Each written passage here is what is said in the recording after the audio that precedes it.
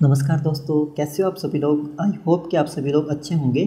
जैसे कि आपको पता ही है, जो ड्रीम नौकरी अध्ययन का ये जो चैनल है, इस पे हम स्पेशल एजुकेशन के अभी फ़िलहाल में स्पेशल एजुकेशन के जो स्पेशल टेट है उसकी जो वीडियो है यहाँ पे डाल रहे हैं। तो मैं चाहता हूँ कि आप इस चैनल को सब्सक्राइब कर लो, जिससे आपको ये जो वीडियो जो हमारी है वो आपको मिलती रहे और आपका टेट क्लियर हो जाए। और मैं आपको बताना चाहता हूँ कि हिमाचल में अभी तक, हिमाचल की अगर बात करें तो हिमाचल में विशेष शिक्षा में के क्षेत्र में गुणवत्ता के साथ टेस्ट और कमीशन की तैयारी करवाने वाला हमारा पहला ऑनलाइन चैनल है। अभी तक किसी ने टैट की जो स्पेशल टैट है हमारा, उसकी तैयारी अभी तक नहीं करवाई है। ये देखो, जनरल टैट की तो हम करवाते ही हैं, लेकिन जो स्पेशल टैट है उसके लिए हम पहला हमारा चैनल है जो इसकी तैयारी करवा रहे हैं। अच्छा, ये मत सोचने की, और पहले तो मैं आपको बता देता हूँ कि अगर आपको नोट्स चाहिए तो आपने इस वाले चैनल, इस जो नंबर है ना मेरा व्हाट्सएप, इस पर व्हाट्सएप मैसेज करना है ना, कॉल मत करना, बार बार व्हाट्सएप मैसेज करना है इसके ऊपर ना। और फिर मैं आपको नोट्स प्रोवाइड कराने की पूरी कोशिश करूँगा। जैसे ही क्या है, या तो मैंने ऐप के साथ ही बात करी है सर के साथ कि अगर वो उनसे मेरे ऐप में बन जाए तो मैं आपको ऐप में दिलवा दूँगा, या PDF फॉर्म में आप लोगों को मैं व्हाट्सएप के थ्रू दे दूँगा। तो जैसे मेरा बनता है मैं आपको वैसा करवा दूँगा। और अपने ध्यान रखना है कि देखो, स्पेशल एजुकेटर में ना कोई भी अभी हिमाचल में तो करवा नहीं रहा है, और जो सिलेबस है ना मैं सिलेबस के अकॉर्डिंग आप लोगों को करवा रहा हूँ। तो इसलिए आपने ना इस चैनल को रोज़ इसकी वीडियो देखो एक, तो अगर आप अपना टेस्ट क्लियर करना चाहते हैं। तो हमने अभी तक ना मानसिक मंदता के बारे में पढ़ा है, उसको हमने डेफिनेशन वगैरह पढ़ी थी, फिर हमने उसकी थोड़ी जनरल जानकारी पढ़ी थी, फिर हमने उसके कुछ कोजेज वगैरह पढ़े थे। और अब हम पढ़ने जो जा रहे हैं, किसको पढ़ने जा रहे हैं, जो उसका जो हमने वर्गीकरण जो किया था। देखो, ये सब मैं आपको नोट्स पिछली वीडियो में बता चुका हूँ सारा जो भी है। तो अब हम पढ़ने वाले हैं मानसिक मंदता का जो वर्गीकरण। तो मानसिक मंदता का जो वर्गीकरण हमारा कैसे किया गया है, तो देख लेते हैं कि देखो, पहला तो किसके आधार पर किया है, चिकित्सीय वर्गीकरण हमारा किया गया है। मेडिकल हमारा क्लासिफिकेशन यहाँ पे की गई है। तो मेडिकल क्लासिफिकेशन में हमें क्या बोलता है कि बच्चे को अगर संक्रमण है, इन्फेक्शन वगैरह है, तो उसके कारण क्या होता है, बच्चा मानसिक मंद हो सकता है। मादक द्रव्यों का सेवन, वो हमने पहले भी पढ़ लिया है पिछली वीडियो में, इसमें हम फिर से पढ़ लेते हैं क्योंकि ये मेडिकल के बेस पे है इसका क्लासिफिकेशन किया गया है, तो उसके बेस पे हम इसको देख रहे हैं। तो उन्होंने बोला है कि जो मादक द्रव्य है उनका अगर सेवन करते हैं तो उससे भी मानसिक मंदता होने के चांसेस बढ़ जाते हैं। तो चाहे तो बच्चे जो उनकी माँ वगैरह हो ना, ये पहले मैंने बता दिया कारण इसके क्या है कि माता वगैरह भी अगर करती हो तो उसकी वजह से बच्चे को होने के चांसेस रहते हैं।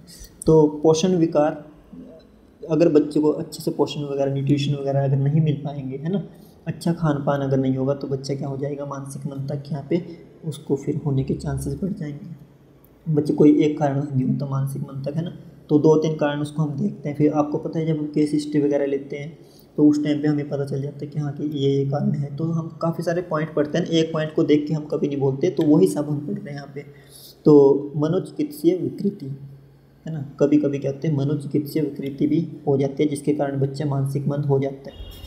अभी आपको ना मैं समझा देता हूँ कि ना मनोचिकित्सीय विकृति क्या होती है।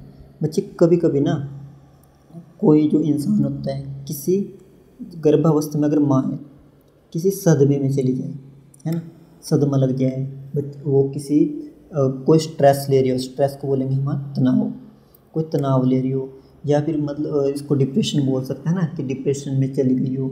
ये सब चीज़ों के कारण क्या होता है कि बच्चे की भी मानसिक स्थिति पे फर्क पड़ता है, और बच्चे की भी मानसिक मंदता होने की क्या है, चांसेस यहाँ पे हो जाते हैं। आई होप कि आप ये वाला पॉइंट समझेंगे। जो मुश्किल पॉइंट है ना, वो एक एक पॉइंट मैं आपको समझाऊंगा, और मैंने ना बहुत डीपली पढ़ रखा है ना। मैं आपको बता दूं कि मैं स्पेशल एजुकेटर का तो मैं अभी आपको वीडियो दे रहा हूँ, मैं जनरल में जो हमारा जो टैट होता है उसमें मैं साइकोलॉजी पढ़ाता हूँ। अभी मैं स्पेशल में यहाँ पे साइकोलॉजी पढ़ा रहा हूँ। इसके अलावा मैं और मतलब साइकोलॉजी मैंने बहुत अच्छे से पढ़ी है। मैंने CTET मतलब मेरा क्लियर है, टैट मेरा क्लियर है। अभी मैंने चंडीगढ़ का पेपर भी दिया है, तभी मैंने साइकोलॉजी पढ़ी है ना। और मैं KVS में भी मैंने जो दिया है, अभी मैं KVS जो स्पेशल टैट है उसकी तैयारी भी मैं कर रहा हूँ। तो आप मुझ पर भरोसा कर सकते हो, क्योंकि मुझे बहुत एक्सपीरियंस हो चुका है। मैं कम से कम 2021 से यहाँ पे पढ़ा रहा हूँ साइकोलॉजी। तो आप लोग भरोसा करके एक बार पढ़ो। तो देखो, अगला पॉइंट क्या है हमारा, गुणसूत्रीय असमानताएं। क्या है कि गुणसूत्रीय असमानता जो हमारा हो जाती है। तो इसमें आपको पता ही है कि गुणसूत्रीय असमानता कैसे होती है। तो मैं अगर नहीं पता किसी को तो मैं बता देता हूँ आप लोगों को। अब मैं आपको ना एक वर्ड लिख देता हूँ यहाँ पे, ऐसे, डाउन सिंड्रोम। अब आपको पता है डाउन सिंड्रोम वाले बच्चे होते हैं, तो उसमें आपने देखा होगा कि वहाँ पे उनके पास क्या होता है कि एक्स सिंड्रोम जो हम पढ़ते हैं, है ना, एक एक दो और भी है ना, फ्रेजाइल एक्स सिंड्रोम होते हैं, है ना। तो और अगर हम down syndrome, fragile x syndrome, इनमें क्या क्या होता है, किसी में एक गुणसूत्र ज़्यादा हो जाता है, किसी में एक गुणसूत्र कम हो जाता है, ऐसे ऐसे सिचुएशन बनती है। किसी में 24 की जगह 23 बन पाते हैं, किसी में 22 ही बन पाते हैं। ये सब चीज़ें होती है ना।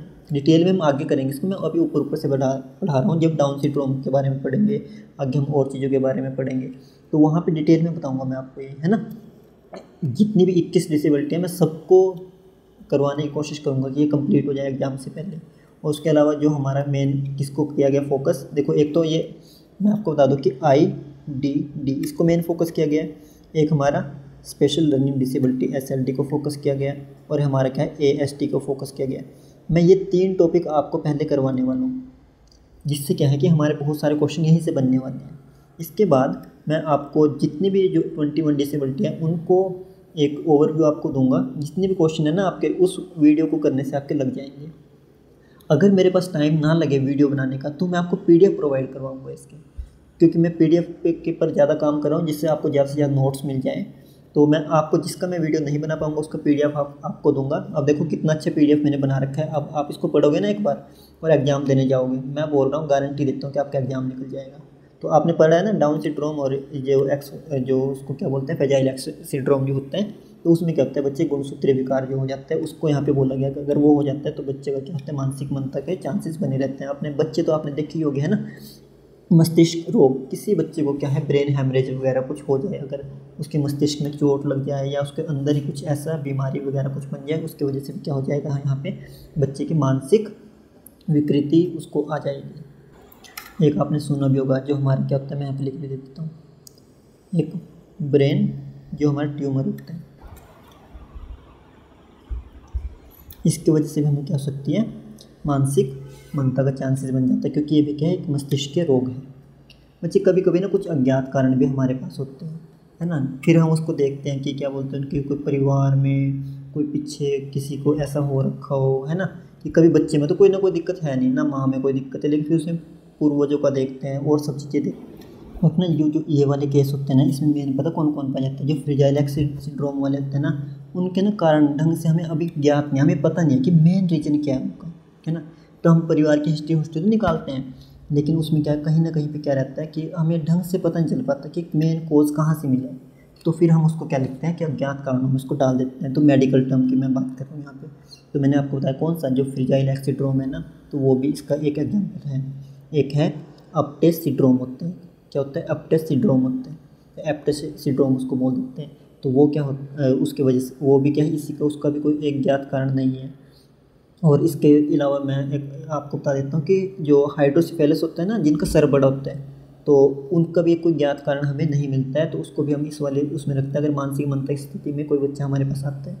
इसके अलावा हमारे पास क्या होता है, जो पर्यावरण में जो कारक होता है, जो एनवायरमेंटल जो कोजेज वगैरह होते हैं ना, तो वो भी हमारे पास बहुत इसमें क्या करते हैं, प्रभाव डालते हैं, जिससे क्या हो सकता है, मानसिक मंदता के क्या है चांसेस बन जाते हैं यहाँ पर। अब वातावरण में अगर मैं आपको बताऊं कि अगर आपको ये नहीं पता कि वातावरण की क्या क्या हो सकते हैं, वातावरण में क्या हो सकता है, बच्चे कुपोषण एक तरह का है हमारे, है ना, क्या बोलते हैं उसको, माल न्यूट्रिशन बोलते हैं ना। तो माल न्यूट्रिशन वगैरह अगर ऐसा होता है, और जो हमारे पास क्या है, अज्ञानता है एक बोल सकते हैं हम, कि किसी को क्या है, इतनी ज़्यादा उनको बारे में इसकी नॉलेज नहीं है कि बच्चों को कैसे ध्यान रखना है, क्योंकि जो बैकवर्ड इलाके होते हैं बहुत सारे, जैसे हमारी जो ST कम्युनिटी वगैरह हो सकती है। इसके अलावा हम क्या बोल सकते हैं कि समय पे जो टीकाकरण वगैरह नहीं कराते, वो भी तो एक तरह से बोल सकते हैं ना उसको, कि ये कैसा है, बाह्य कारण है, क्योंकि बाहर से लोगों ने नहीं किया, वो वातावरण में आने के बाद हुआ, कि क्योंकि वातावरण में बहुत सारे क्या इन्फेक्शन वगैरह हो रहे हैं, जिसकी वजह से क्या है, हमें टीकाकरण वगैरह करवाना चाहिए था। उसको इंजेक्शन वगैरह जो भी लगते हैं जन्म के समय पे, पहले 5 साल तक जो भी लगने वाले बहुत ज़रूरी थे, वो उन्होंने लगवाए नहीं। तो इसके अभाव के कारण भी क्या होता है कि क्योंकि कोई जो बैकवर्ड इलाके वाले हैं तो वहाँ तक पहुँच भी नहीं पाती मेडिसिन, वहाँ इस वजह से भी वहाँ पे क्या हो सकता है कि बच्चों को ये प्रभाव पड़ जाता है, मानसिक मंद बच्चा हो सकता है। तो देखते हैं हम अगली स्लाइड पे, अगली स्लाइड हमें क्या बोलती है कि अच्छा अब हमने क्या करा है, इसके बाद मनोवैज्ञानिक इसका वर्गीकरण किया गया है। तो मनोवैज्ञानिक वर्गीकरण में क्या है उसको हम देख लेते हैं। देखो बच्चे, जो मनोवैज्ञानिक है ना, जो साइकोलॉजिस्ट हैं, पहला तो क्या है, बुद्धि का स्तर बोलते हैं, है ना, बुद्धि के स्तर के आधार पे वो बोलते हैं। तो उनका मानना क्या है, नॉर्मली जो हम IQ टेस्ट नहीं करते, उनका मानना है कि हर एक इंसान की जो IQ लेवल है ना वो सेम नहीं है, किसी का ज़्यादा है, किसी का कम है, किसी का कैसा है। तो उनको लगता है कि जिनका क्या है IQ लेवल क्या है, कम है, वो उनको मानसिक मंद मानते हैं।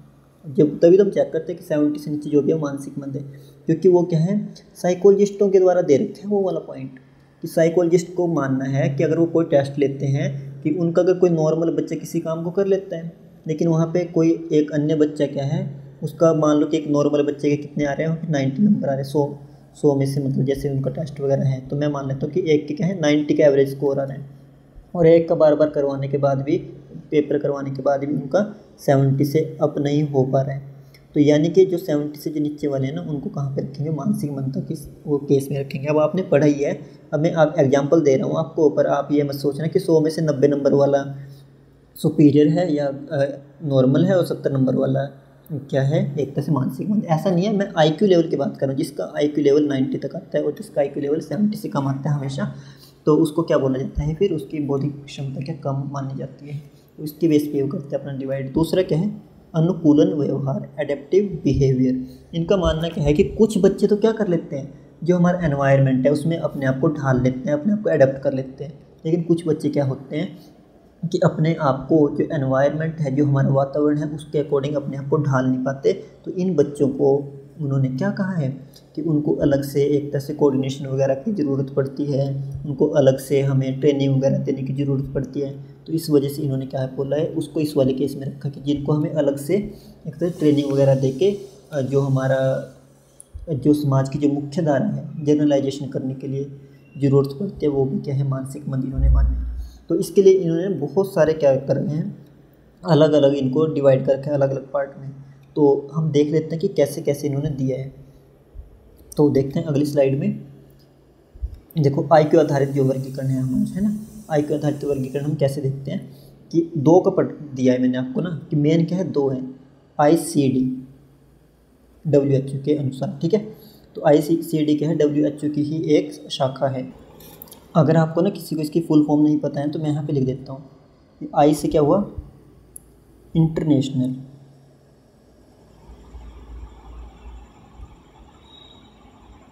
ठीक है, इंटरनेशनल, और C से क्या हुआ, क्लासिफिकेशन,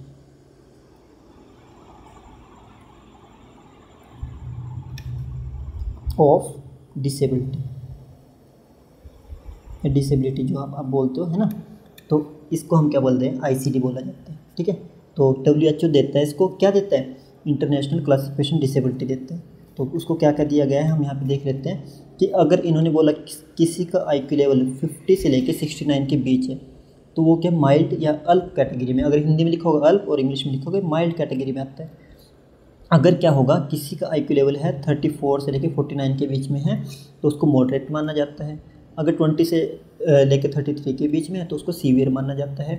और अगर क्या है बिलो 20 अगर किसी का एवरेज है तो उसको हम प्रफाउंड मानते हैं, अति गंभीर चाइल्ड मानते हैं, है ना। तो उसको हम क्या, एक तरह से हमें सारी फैसिलिटी वगैरह उनको घर में ही देनी पड़ती है।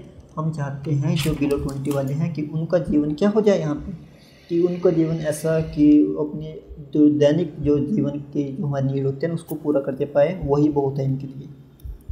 इसी तरह हम एक और को देख लेते हैं कि अगली स्लाइड में मैंने एक और दिया गया यहाँ पे कि अकॉर्डिंग टू क्या है AAMD क्या है बच्चे, यहाँ पे मैंने लिख भी रखा कि अमेरिकन एसोसिएशन, ठीक है, American association of mentally disabled child के लिए, है ना। तो किसके लिए, माफ़ कीजिए, फॉर मेंटली डिसेबल्ड चिल्ड्रन के लिए है। तो इसमें क्या है कि इन्होंने थोड़ा सा और इसको क्या किया है, डिफाइन किया है। तो इन्होंने क्या है, बॉर्डर लाइन इन्होंने दिया यहाँ पे कि अगर किसी का क्या है 70 से लेके 85 तक है तो उन्होंने इसमें क्या है बॉर्डर लाइन पे आता है, ठीक है। और यहाँ पे देखो 50 से लेके 70 दे रखा है इन्होंने, और वहाँ पे 69 था, बस इतना फ़र्क है दोनों में। 50 से लेके 70 तक क्या है माइल्ड कैटेगरी है, 35 से लेके 50 तक क्या है मॉडरेट कैटेगरी है, और 20 से लेके 35 तक है सीवियर कैटेगरी है, और बिलो 20 क्या है परफॉर्म। ये बाकी तो आप सभी को पता ही है। देखो अगर बच्चे इसके अकॉर्डिंग पूछे ना AAMD के अकॉर्डिंग, तो आपने ना बच्चे 50, 70, 35, 55 थोड़ा सा चेंज है इसमें, दोनों को याद कर लेना आप, है ना। दोनों ही क्या है हमारी मान्य हैं, दोनों को ही हम बहुत ज़्यादा प्रेफर करते हैं। तो कोई किसी के अकॉर्डिंग पूछता है, कोई किसी के अकॉर्डिंग पूछता है, ये दो तो आपको याद होनी चाहिए। इसके अलावा और भी है वैसे तो, है ना। तो इसके अलावा और इसमें क्या है हमारा अगली स्लाइड हमें क्या कहते हैं कि हाँ, इसके बाद हमने शैक्षिक वर्गीकरण किया है। शैक्षणिक वर्गीकरण, एजुकेशनल क्लासिफिकेशन हमने की है। तो एजुकेशनल क्लासिफिकेशन हमने कैसे की है, देखो हमारा क्या है कि एजुकेशनल क्लासिफिकेशन में सबसे पहले क्या है, शैक्षणिक मानसिक मंद, है ना, इसको बोलते हैं हम एडुकेबल। क्या बोलते हैं इसको, एडु। अब इनको पता क्या बोला जाता है, ये बोला जाता है कि जिसका IQ लेवल, मतलब ऐसे बोला जाता है कि जिसका IQ लेवल 50 से लेकर 70 के बीच पाया जाता है ना, तो उनको ना शैक्षणिक मानसिक मंद उनको बोला जाता है, या उसको एडुकेबल बोला जाता है। और इनको बोला गया है कि जो बुक के अकॉर्डिंग मैं बता रहा हूँ है ना, कि ये क्या है 1 से लेकर 5th तक की, 1st से 5th है ना, 1st से 5th तक क्या क्या करते हैं अपनी जो स्टडी आराम से कर लेते हैं, इनको कोई दिक्कत नहीं आती। 5th तक इनको आराम से कर लेंगे, इनको कैलकुलेशन वगैरह मतलब 5th तक का सिलेबस से कर लेंगे। लेकिन उसके जब उससे अपर लेवल पे जाते हैं थोड़ी थोड़ी इनको दिक्कत वहाँ पे आने लग जाती है, क्योंकि कॉन्सेप्ट थोड़े बढ़ जाते हैं ना 6 से जो आगे चलते हैं हमारी क्लासेस, तो वहाँ पे कॉन्सेप्ट इनको समझने थोड़ी दिक्कत आ जाती है। लेकिन अगर एक बात करें जो अपनी हमारी जो दैनिक क्रियाएँ होती है ना, जो हमारी दैनिक क्रियाएँ, जो पूरा दिन ब्रश करना, नहाना, पानी पीना, खाना, ये सब चीज़ें ये अच्छे से कर लेते हैं, इनको इतनी दिक्कत नहीं आती यहाँ पे। इसके अलावा हम देख लेते हैं दूसरे वाला, ये जो प्रशिक्षण योग्य, इनको बोलते हैं ट्रेनेबल। और इनका IQ लेवल, अब आप बताओ क्या IQ लेवल इनका कितना होगा, इनका IQ लेवल कितना रखा गया है 35 से 50। बच्चे IQ लेवल देखो, पहले तो ये किसने दिया है, साइकोलॉजिस्टों ने दे रखा है IQ लेवल तो, लेकिन हम इसमें बोलते हैं कि इसमें ज़्यादातर बच्चे वो वाले पाए जाते हैं जो ट्रेनेबल होते हैं। इसमें क्या है, व्यवहारिक कौशल में प्रशिक्षित किए जा सकते हैं। अब इनको क्या है, ये स्टडी में इतना खास नहीं कर पाते। अगर हम इसमें स्टडी की बात करते हैं तो ये या तो 1st या जो 2nd क्लास तक की स्टडी है ना वो आराम से कर लेते हैं, ठीक है। अगर हम नॉर्मल स्कूल में इनको भेजते हैं तो 1st और 2nd क्लास की स्टडी आराम से कर लेते हैं। लेकिन अगर इनको इससे आगे बढ़ाना हो तो उसके लिए इनको कहीं ना कहीं क्या करना पड़ेगा, एक्स्ट्रा हेल्प चाहिए, स्पेशल एजुकेटर वगैरह होने चाहिए, जो हम आने वाले टाइम में बनने वाले हैं। तो इसके अलावा इनको क्या है, कुछ ना कुछ इनको एक्टिविटी सिखानी पड़ेगी, कुछ ना कुछ इनको स्किल सिखाने पड़ेंगे, जिससे क्या है ये अपने जो जीवन को क्या है आगे कर लेते हैं। इनको थोड़ा ट्रेंड करना पड़ता है, जैसे कि मान लो इनको ब्रशिंग करने की थोड़ा ट्रेंड करना पड़ेगा, कहीं पे ग्रूमिंग वगैरह के लिए थोड़ा ट्रेंड करना पड़ेगा, जिससे अपने बटन वगैरह लगा सकें, कपड़े वगैरह अच्छे से पहन सकें, इन सब चीज़ों के लिए इनको ट्रेंड करना पड़ेगा, तो ये ट्रेंड हो सकते हैं। उसके बाद क्या है, अभिरक्षणीय मानसिक मन, और इनको क्या बोलता है, कस्टोडियल चाइल्ड इनको बोला जाता है। और ये बच्चे क्या होता है, इनको मेन क्या होता है, देखभाल की आवश्यकता होती है। कैसे बच्चे होते हैं, इनको देखभाल की आवश्यकता होती है। और इनका IQ लेवल हमारा जो शैक्षणिक के उससे माना जाता है कि 35 से कम है, तो ये कस्टोडियल माने जाते हैं। इनको कि अपना जो दैनिक जो क्रियाएं हैं ना वही इनको सिखा दी जाए तो माना जाता है कि इन्होंने बहुत कुछ अचीव कर लिया। तो इनकी जो मेन गोल है दैनिक क्रियाएं वगैरह करवाना होता है। तो इसमें इसको 3 ही पार्ट में डिवाइड किया गया है, इसका आपने ध्यान रखना। इसके बाद हम क्या पढ़ने वाले हैं, देखो जो मानसिक मंदा के जो लक्षण वगैरह हैं इसको हम देखने वाले हैं, और उसको हम कैसे कैसे रोक सकते हैं, रोकथाम वगैरह वो भी देखने वाले हैं। तो आज की वीडियो में फिर देखो इतना ही, मिलेंगे किसी नई वीडियो के साथ, कुछ नए क्वेश्चन के साथ। स्पेशल एजुकेशन का टेस्ट आपका कैसे निकलता है, कैसे आप उसको निकाल सकते हैं, उन सब चीज़ों के लिए मैं आपको यहाँ पे प्रोवाइड करा दूंगा। जो भी नोट्स वगैरह हैं सर से मैंने बता ही दिया आपको कि मैं सर से बात कर लूँगा कि सर की हमारे के ऐप में डाल दो, जिससे आपको सभी को प्रोवाइड हो जाए अच्छे से, वो एक जगह मिल जाएंगे आपको, क्योंकि PDF इधर उधर गुम हो जाती है फिर। तो जैसे सर बोलेंगे मैं आपको बता दूंगा, आपने मुझे सिर्फ WhatsApp मैसेज करना है, ये मैंने आपको पहले बता दिया है। तो अगर आपको मेरी वीडियो अच्छी लगती है तो मैं फिर से आपको बोल देता हूँ कि मेरे चैनल को सब्सक्राइब करो और मेरी वीडियो को लाइक करो। अगर PDF के लिए इस नंबर पे WhatsApp मैसेज करो, ठीक है। आज के लिए इतना ही, बहुत बहुत धन्यवाद। फिर मिलेंगे नई वीडियो के साथ किसी और टॉपिक के साथ। आज के लिए फिर इतना ही, बहुत बहुत धन्यवाद। Take care.